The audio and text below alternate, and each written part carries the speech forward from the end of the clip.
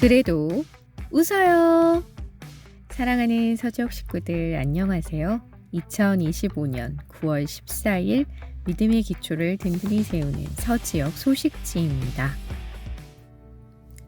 요즘 우리 서지역 영적 흐름의 키워드는 바로 말씀 묵상과 적용입니다. 말씀을 깊이 묵상하고 내 삶에서 적용하는 것. 그러한 삶을 살아내기 위해 모두들 고군분투하고 계시는데요. 이것은 바로 예수님의 제자도와 같습니다. 제자도는 말씀을 함께 나누며 함께 지내는 삶 가운데 이루어졌습니다. 우리의 사명은 제자를 삼아 예수님이 분부하신 모든 것을 가르쳐 지키게 하는 것입니다. 이 일은 성경 지식 전수로 끝나는 것이 아닙니다. 예수님처럼 동행하며 성경 전체의 이야기를 따라 어떻게 살아가는지 보여주어야 합니다. 그러기 위해서는 먼저 우리 자신이 성경 전체를 품어야 하고 그 말씀이 생각과 행동을 빚어야 하고 성경의 흐름이 우리의 일상에 스며들어야 합니다. 예수님은 모세의 율법과 선지자의 글과 시편을 넘나들며 제자들에게 구속사의 흐름을 보여주셨습니다. 그 말씀 안에서 자신이 누구인지 드러내셨죠. 성경을 읽고 가르치고 삶으로 동행하는 이 삼중 구조가 제자도의 뼈대입니다. 이 방식은 오늘날 우리에게도 유효합니다. 부활하신 예수님은 제자들을 찾아가셨습니다.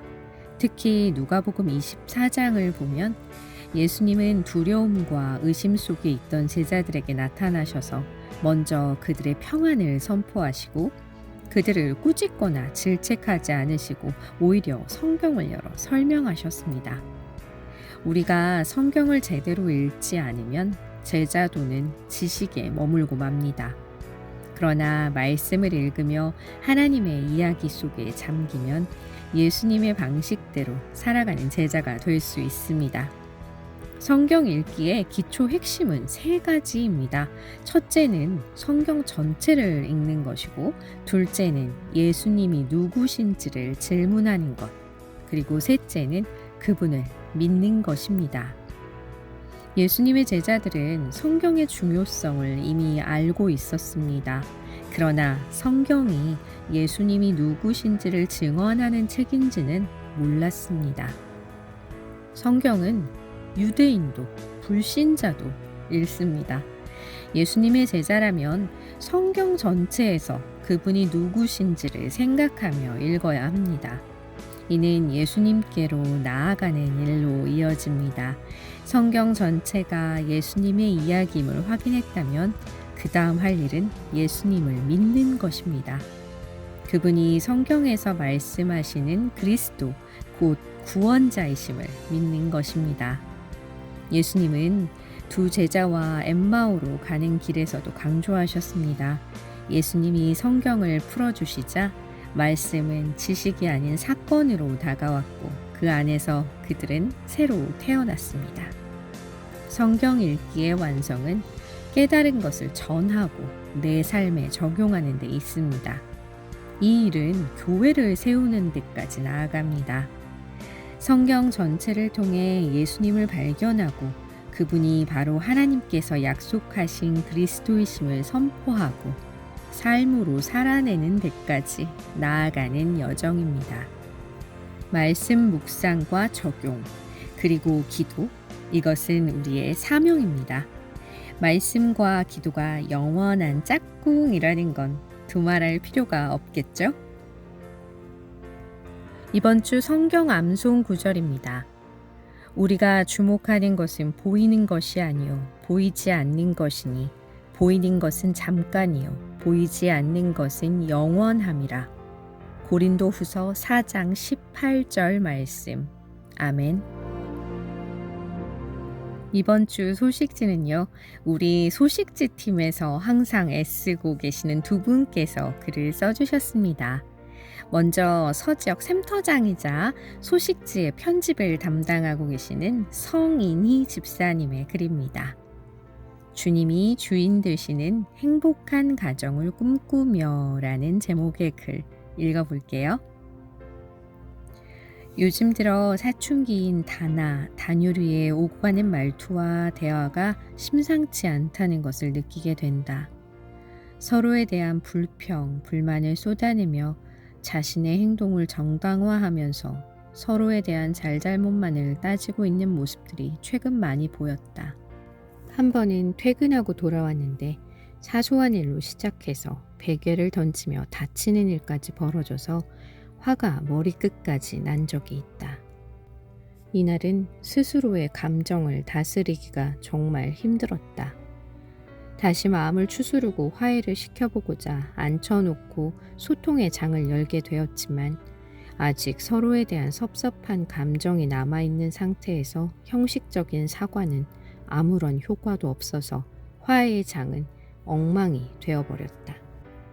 모두 자리를 떠나고 난 혼자 남아 속상한 마음을 어떻게 해야 할지 몰라 퇴근하고 돌아온 남편에게 속상한 마음을 쏟아내며 뒷수습에 바톤을 넘겨버렸다. 부모가 제일 속상한 것은 자식들이 다투고 싸우는 모습일 것이다. 서로 사이좋게 지내면 얼마나 좋을까? 도대체 어디서부터 잘못된 것일까? 새벽마다 기도하고 몸부림치는데도 왜 아이들은 조금도 변화되지 않는 걸까? 뭐가 문제지? 하며 생각하는 중에 스스로를 돌아보게 되었다. 나는 아이들을 왜 용납하지 못하고 판단하고 있지? 왜 한심한 모습으로 바라보고 있지? 서로 화해하라고 짜증내고 있지? 내가 먼저 그런 모습을 보여주지 않으면서 서로 화해하라고 율법을 지키라고 말하고 있네. 그것이 아무런 영향력이 없다는 걸 알면서도 말이다. 평소에 외우고 있는 말씀이 생각이 났다. 누구든지 하나님을 사랑하노라 하고 그 형제를 미워하면 이는 거짓말하는 자니 보는 바 그 형제를 사랑하지 아니하는 자는 보지 못하는 바 하나님을 사랑할 수 없느니라. 요한일서 4장 20절 말씀. 내가 아이들을 용납하지 못하면서 자녀들에게 서로 화해하라고 말할 수 없고 자녀들을 판단하고 정죄하면서 하나님을 사랑한다고 할 수 없음을 인정하게 되었다. 결국 내 힘으로 할 수 없다. 하나님은 우리를 어떻게 사랑하셨는가? 말씀이 떠오르면서 묵상하게 되었다. 우리가 아직 죄인 되었을 때 그리스도께서 우리를 위하여 죽으심으로 하나님께서 우리에 대한 자기의 사랑을 확증하셨느니라. 로마서 5장 8절 말씀. 주님은 우리가 죄인 되었을 때 정죄하지 않으시고 죽으심으로써 당신의 사랑을 보여주셨다. 결국은 내가 죽는 길밖에 없구나 생각이 들었다. 내가 그리스도와 함께 십자가에 못 박혔나니. 몇 번이고 외웠던 이 말씀인데 나의 죄성은 왜 날마다 부활하는지. 주님은 내가 걸어간 길을 너도 함께 따라와 줄 수 있겠니? 하고 초대하고 계신다. 누구든지 나를 따라오려거든 자기를 부인하고 자기 십자가를 지고 나를 따를 것이니라. 마태복음 16장 24절 말씀. 내가 죽을 때 주님이 일하심을 믿는다. 주님께 주권을 내어드리며 내 감정이 나를 다스리는 것이 아닌 주님의 말씀이 나를 다스리도록 더욱 기도해야겠다. 이번에 가을 행복 모임을 가정에서 열게 된 계기도 이 때문이다. 그것도 먼저 남편이 열자고 얘기를 하는 것이 아닌가. 할렐루야. 하나님께서 우리 가정에 놀라운 일을 행하실 것을 기대해 본다. 주님이 우리 가정의 주인이 되셔서 행복의 꽃이 피어나길, 서로를 존중하며 배려하는 가정으로 다시 회복되기를. 네, 집사님의 글. 저도 아이를 키우면서 너무나 공감이 되고 이해가 되네요. 저도 늘 나는 하나님의 자녀인 이 아이들을 지키는 청지기이지 주인이 아니다 라는 마음과 생각을 되뇌이고 곱씹으면서 살고 있습니다. 그나저나 가정에서 행복 모임을 열기로 결심하신 건 정말 멋지신데요. 아이들과 한자리에서 밥 한 끼 먹는 것도 어려운데 그 시간을 통해 좀 더 가족끼리 소통하며 하나가 되는 계기가 되어서 제목처럼 주님이 주인 되시는 행복한 가정 이루어 가시기를 간절히 소망합니다. 두 번째 글은요, 역시 샘터장이자 소식지 팀에서 글 수집부터 기사 작성까지 활발한 활동을 하고 계시는 임규동 집사님의 글입니다. 집사님께서는 금요일마다 있는 샘터장 모임에서 하고 있는 책 나눔에 관한 글을 써주셨습니다. 나에게 북쉐어링이란 이란 제목인데요. 과연 임규동 집사님께 있어서 책 나눔이 어떤 영향을 미치고 있는지 한번 들어볼까요? 지난해 성인의 종합 독서율은 43%로 10명 가운데 약 6명이 1년에 책 한 권도 읽지 않는 통계를 보았습니다. 나 역시 그 중에 한 명이네요. 현대인들은 책을 읽는 것보다도 보는 것, 듣는 것을 즐기는 것 같습니다. 제 주변엔 1년에 신구약 66권 성경책을 몇 번씩 통독하고 자필로 성경 전체를 한 구절 한 구절 쓴 분들을 보면서 그런데 나 자신은 성경책 한 번도 통독하지 못하고 성경 한 구절도 제대로 암송을 못하는 내 자신과 비교하면 하나님을 절대적으로 믿고 따른다는 것이 매우 부끄러운 마음뿐이네요. 하지만 매해 샘터원으로 있던 나를 샘터장으로 섬기게 하시며 샘터장들과 14주간 영적 성장의 지름길이 있다의 구호 아래 양육반을 통해 내 자신이 조금씩 변화된 모습을 발견하게 되었습니다. 그것은 셀라이프를 통한 큐티 시간을 가지게 되었다는 것인데요. 즉 매일 조용한 시간과 장소를 정해 성경을 읽고 묵상하며 하나님의 뜻을 찾는 경건훈련의 시간을 가지게 되었습니다. 그 이후 1년에 한 권의 책을 읽지도 않는 나에게 원세현 목사님은 기독교 서적을 추천하시며 할당된 내용을 읽고 금요 샘터장 모임 시 때마다 책의 주제 내용을 가지고 3355 모여 자기가 느낀 점을 말하는 시간을 보내면서 서서히 점진적으로 마음의 변화가 일어나게 되었습니다. 왜냐하면 그동안 추천 도서인 내 마음 그리스도의 집, 나는 진짜인가 가짜인가, 팀 켈러의 기독, 묵상과 적용의 책을 읽으면서 그 이전의 셀라이프를 통한 큐티 시간은 자발적인 것보다 의무적인 행동이었다는 것을요. 그동안 위 추천 서적을 읽으면서 크게 변화된 것은 성경의 진리를 체계적으로 정리해 주어 막연했던 믿음을 구체적인 지식으로 확장을 통해 하나님과 더 깊은 관계를 맺을 수 있었고 하나님을 알아가는 과정에 큰 힘이 되었다는 것입니다. 결론적으로 올해의 북쉐어링 시간들은 하나님을 더 잘 알고 삶의 방향을 정하며 영적으로 더욱 성숙해지는 데 유익한 길잡이 역할과 표면적 신앙생활을 넘어 더 성숙한 단계로 나아가도록 돕는다는 점을요. 모든 성경은 하나님의 감동으로 된 것으로 교훈과 책망과 바르게 함과 의로 교육하기에 유익하니 디모데후서 3장 16절에서 17절 말씀. 네, 집사님께 이 책 나눔의 시간이 영적 성숙에 유익한 길잡이가 되고 있다고 하시니 제가 괜히 마음이 뿌듯한 것 같고 그러네요. 저 역시 이 책들을 모두 읽었고 또 지금도 읽고 있는데요. 정말 저의 신앙에 관해 다시 한번 점검하게 되고 또 반성하게 되더라고요. 집사님, 앞으로도 이 시간들을 통해 더욱 큰 은혜 누리시기를 소망합니다. 서지역 신방 소식입니다. 목사님과 기획팀이 경기도 남양주시에서 행복한 고기마을이라는 정육점을 하고 계시는 장현애 집사님의 남편 사업장에 다녀왔는데요. 이번 신방은 조금 색다른 신방이었습니다.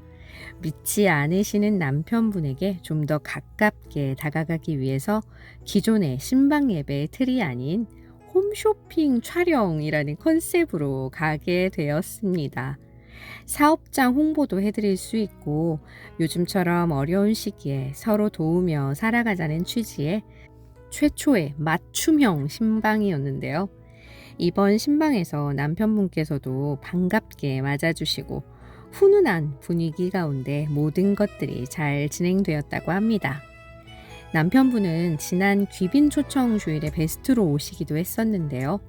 아무쪼록 장현애 집사님과 우리 서빈이를 통해 남편분에게 하나님의 사랑이 잘 흘러가고 하나님을 더욱 믿고 싶은 마음이 가득 부어지기를 함께 기도해 주시면 좋겠네요. 아울러 사업장에도 하나님의 축복이 넘치기를 기도합니다. 다음 목장 소식입니다. 지난 9월 5일 금요일에 이효진 목장 모임이 있었습니다. 웨스트브리지 센터장들이 모인 목장이기도 한데요. 앞으로 다음 세대들을 키우고 양육하는 사명을 가지고 주 안에서 더욱 하나 되고 서로를 격려하고 힘을 얻는 목장이 되기를 위해 기도 부탁드립니다. 광고입니다. 다가오는 9월 20일 토요일 웨스트브리지 토요 정기 모임이 오후 5시에 고등부실에서 있습니다. 이번 하반기 모임은 하박국 3장 말씀을 가지고 하나님의 긍휼을 베푸소서라는 주제로 진행됩니다. 성령님의 임재와 은혜가 가득한 시간 되기를 위해 많은 관심과 참여 그리고 기도 부탁드립니다. 9월 생일 맞으신 분들 모두 축하드립니다. 오늘은 이기주 작가의 언어의 온도라는 책에 나온 이야기 하나 나누며 마치려고 합니다. 흐린 가을이었다. 누군가에 대한 그리움을 꼭꼭 눌러 담아 하늘에 편지를 쓰고 싶은 그런 날이었다. 운전 중에 신호를 기다리다 작은 새 한 마리가 미루나무 꼭대기에 둥지를 짓는 모습을 보았다.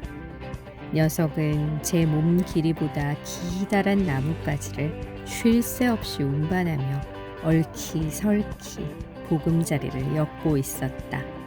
기특해 보였다. 차를 멈추고 지켜보기로 했다. 그때였다. 확 하고 바람이 불었다.